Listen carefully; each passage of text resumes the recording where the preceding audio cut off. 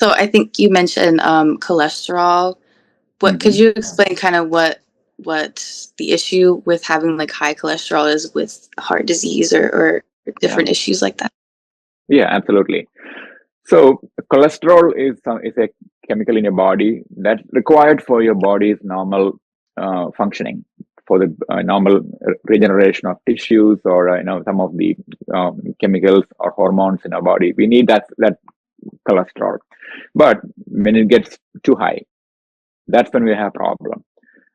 Because when our blood vessels get inflamed or injured, like just like your skin, if you have a skin cut or a laceration, your body kind of put a scab there and heals up, right? And you can see a scar there for some time. Same like once your blood vessel inside the blood vessel, if it gets any injury, it can be from various reasons, high blood pressures, or there are conditions that can increase the inflammation in your blood vessels.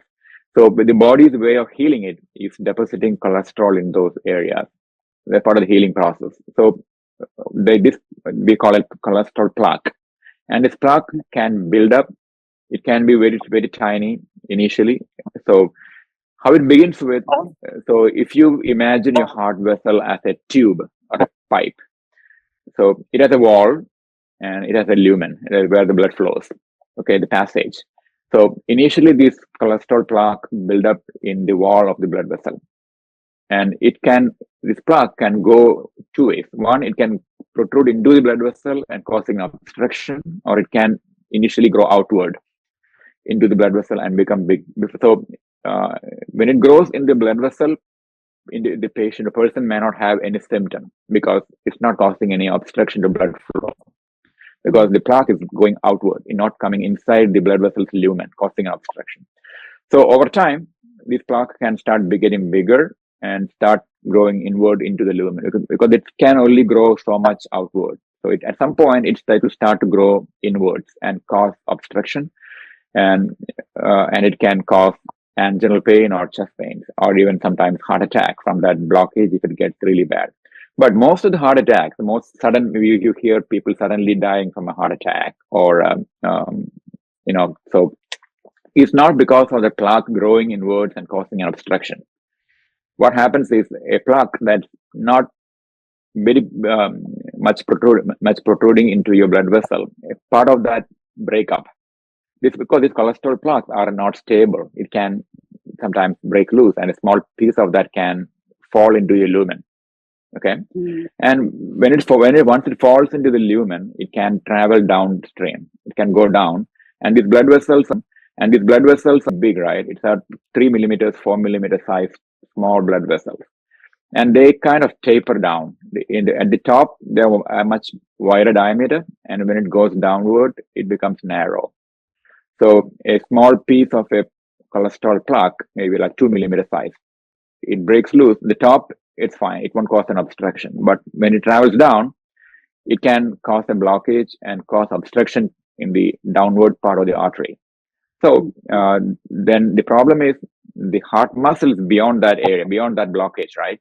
So the heart muscle stops getting blood flow suddenly. And depending on how big is that blood vessel and how much area that blood vessel is supporting by providing blood flow, it can be a minor heart attack or a big heart attack.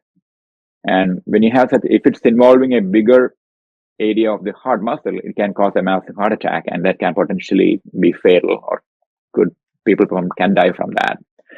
Because unfortunately, even I would like the heart to have much more blood flow, but your heart has only three major blood vessels.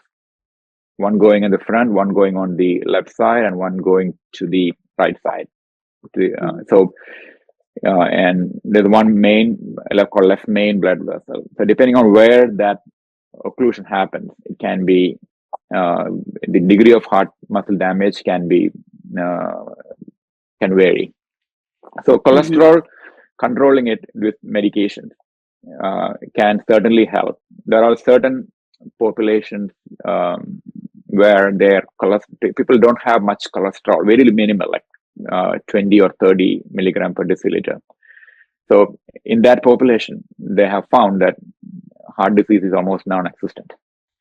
So based on that, we have developed certain medications that can lower the cholesterol levels to a great extent, that can decrease the risk of heart attacks to a certain extent.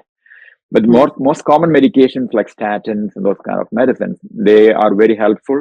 They can lower the cholesterol numbers a lot in decreasing the risk of that plaque buildup. And it can also do something else. Like, if you remember, I said if there is inflammation, that's where this cholesterol will go and deposit. So inflammation or injury to blood vessels. So these those medications can reduce the risk of that inflammation also. So it can prevent the source of the problem from happening, or the initial cause, by preventing or lessening the inflammation. So it has being on the correct medications can certainly help in preventing or reducing risk of future heart attacks.